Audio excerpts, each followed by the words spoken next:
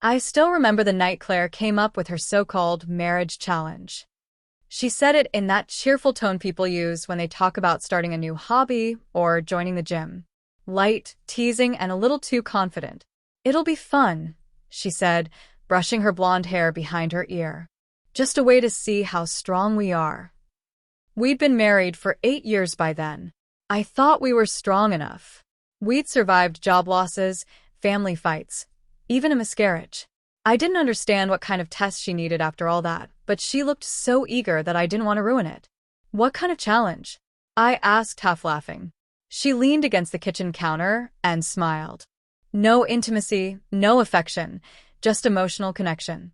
Let's see if our love goes beyond the physical." At first, I thought she was joking, but she wasn't. She wanted 30 days of no touching, no kissing, no sleeping together. "If we can still feel close after that," she said, "then we'll know our love is real." I didn't like it. Something about it felt off, like a test I never agreed to take. Still, I went along with it. That's what husbands do when they love someone who's quietly turning into a stranger. The first week wasn't bad. We talked more, cooked dinner together, watched old movies on the couch. But by the second week, things started to change.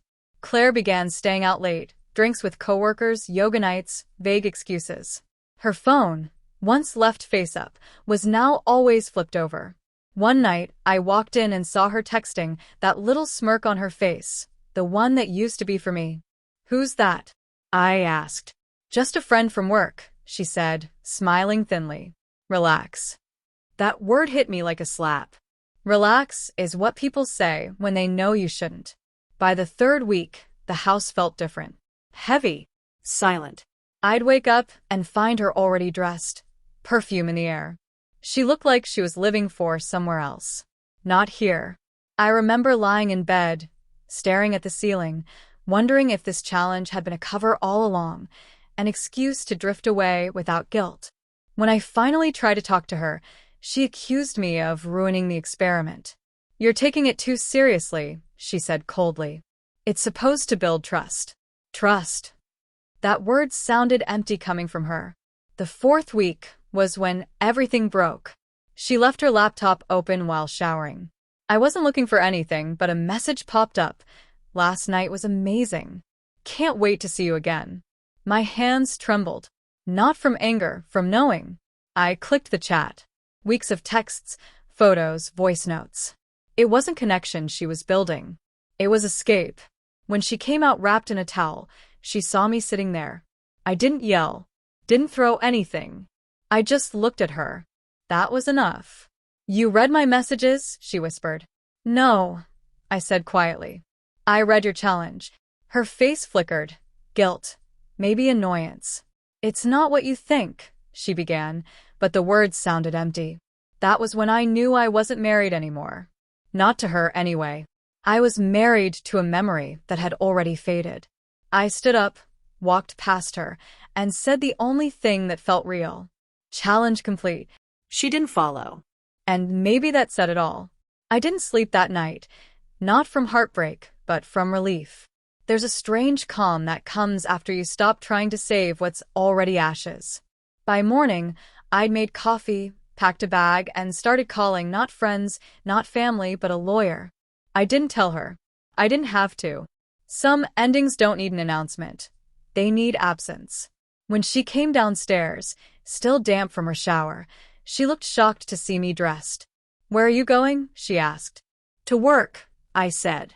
"And after that, somewhere else." Her voice shook. "So that's it? You're giving up?" I met her eyes. "No, Claire. I'm done being tested." The lawyer was efficient. Divorce, no contest, infidelity noted. I didn't want revenge, just peace. That's what people never understand. Silence can be louder than rage.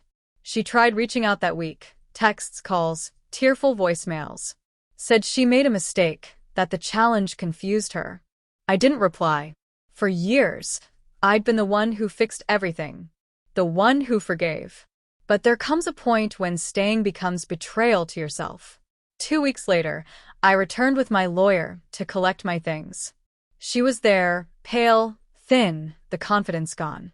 The other man, I'd heard, had already vanished once her life started falling apart. "Lucas," she said softly, as if my name could fix it all. "Can we talk?" I looked around the house. The pictures, the couch, the table where she'd proposed her challenge. It all felt foreign now. "There's nothing left to talk about," I said calmly. "You wanted to see if we could survive without affection. Turns out we couldn't."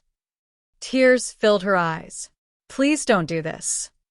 I paused at the door. "I didn't," I said quietly. "You did." That was the last time I saw her.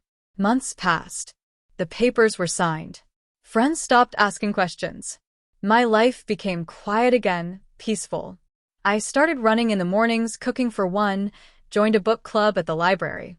At first, peace felt like emptiness. Then it felt like air. Every now and then, I'd hear from friends that Claire was working on herself. She'd lost her job, sold the house, moved to a smaller place across town. I didn't feel satisfaction, just distance. Almost a year later, I ran into her at a grocery store. She looked smaller, older. "Lucas," she whispered, "you look good." I smiled politely. Guess the challenge worked after all.